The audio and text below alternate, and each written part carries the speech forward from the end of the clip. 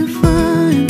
아무렇지 않은 척 아무도 모르게 조심하는데 또 티가 났나 봐. I'm really fine. 너와 함께 했었던 시간이 길었어. 난 모습 또 보고 있어.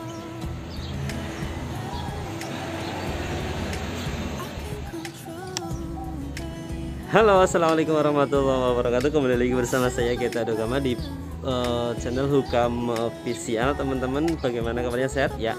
Kali ini di hari Senin tanggal 11 Januari 2021 kita datang ke agen Bapak Haji Dali, di mana akan ada penyaluran bantuan sosial PKH. Nah, bagaimana keseruannya dan ada informasi apa saja? Yuk kita simak nanti di video kali ini. Yuk, sukses ya.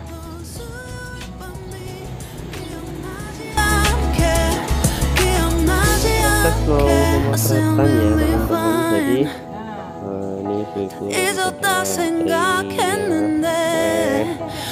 kita tetap selalu memakai protokol kesehatan.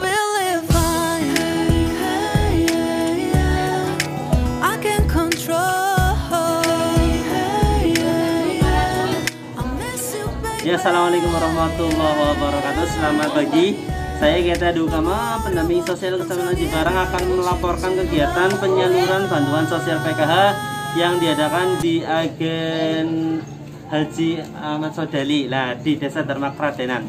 Baiklah teman-teman yang saya hormati, saya akan memberikan informasi tentang beberapa hal kebijakan-kebijakan terbaru di PKH. Nah, salah satunya yaitu ada beberapa KPM yang tidak cair karena ada kebijakan terbaru. Itu yang pertama.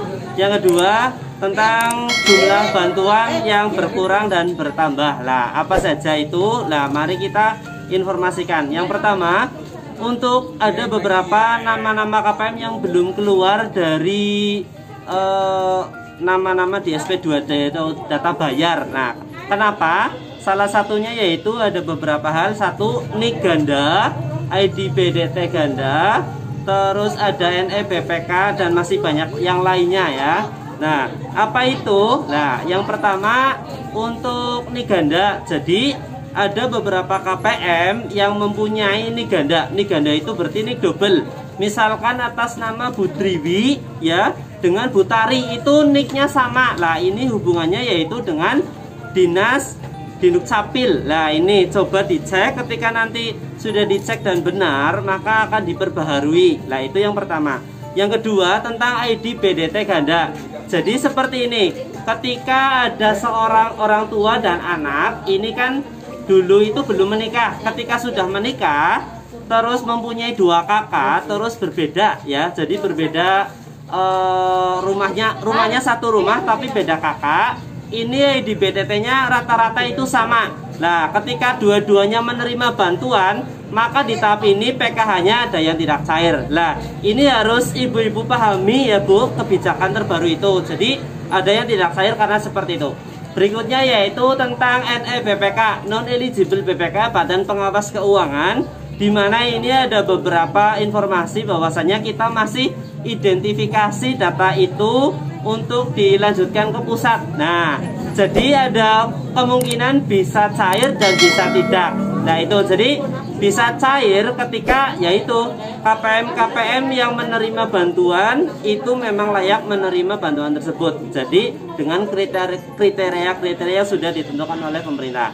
Berikutnya tidak cair yaitu karena bisa jadi di NE BPK ada temuan-temuan yang mengakibatkan KPM itu tidak cair. Nah, itu bisa saja satu, dapat bantuan double. Bisa jadi mungkin ya Bu, bisa dari bantuan UMKM 2,4 juta, bisa dari BLT, bisa dari yang lainnya. Nah, ini yang mengakibatkan ada beberapa KPM yang tidak cair. Nah, rata-rata di bantuan UMKM 2,4 juta ini tidak cairnya karena masuk di rekening PKH-nya. Nah, ada beberapa UMKM yang lewat BNI. Nah, ini masih aman karena sudah beda bank. Lah, ini ada kedetek seperti itu. Jadi teman-teman juga harus memilih juga mau bantuan seperti apa dari pemerintah, karena kita tidak bisa memberikan bantuan double ya Bu ya. Enak banget ya double.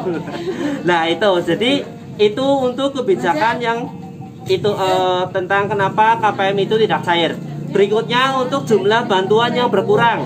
Nah, ini ada kebijakan di mana satu ya Bu, KPM PKH untuk tahap 1 tahun 2021 ini hanya menerima maksimal 4 komponen. Ya, jadi apabila dalam satu keluarga itu mempunyai 4 komponen, ya ini dijumlahkan.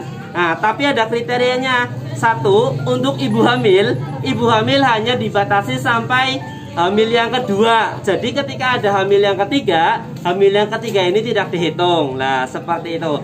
Berikutnya untuk balita dimaksimalkan cuma 2. Jadi ketika ada balita 3, misalnya kembar 3 atau balita kembar 2 terus satu lagi masih balita, ini yang dihitung cuma 2. Jadi 750 dan 750 maksimal 1.500.000. Nah, apabila punya balita 3 dihitung cuma 2 Bu. Nah, itu. Berikutnya yaitu untuk komponen pendidikan di mana ada SD, ada SMP, ada SMA. Nah, ini diperhatikan ya. Jadi apabila ada ibu-ibu ini punya SD misalnya SD kelas 4 dan kelas 5. Nah, ini yang dihitung cuma 1.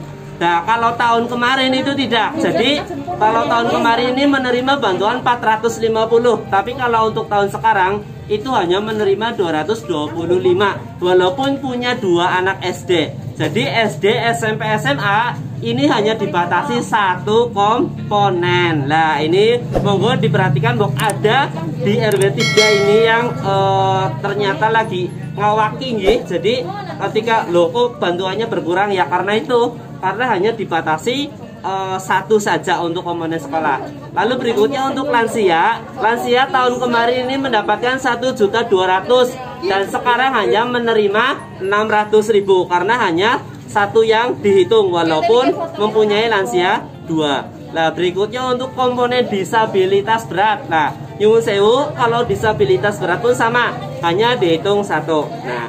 Nah, terus ada kebijakan terbaru yaitu komponen tuberkulosis, yang dimana tahun kemarin sudah diinformasikan bahwasanya pendamping suruh mendata KPM tuberkulosis. Nah, ternyata di tahun sekarang sudah dihapuskan. Nah, jadi itu kebijakan-kebijakan terbaru tentang PKH.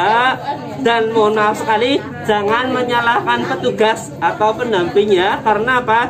Kita di sini pun sudah fokus untuk mendata ibu-ibu semuanya agar komponennya itu sesuai dengan nilai bantuannya ada. Nah, itu saja informasinya, semoga bermanfaat. Apabila teman-teman mau tanya silakan ditanyakan, boleh ditulis di kolom komentar, oke?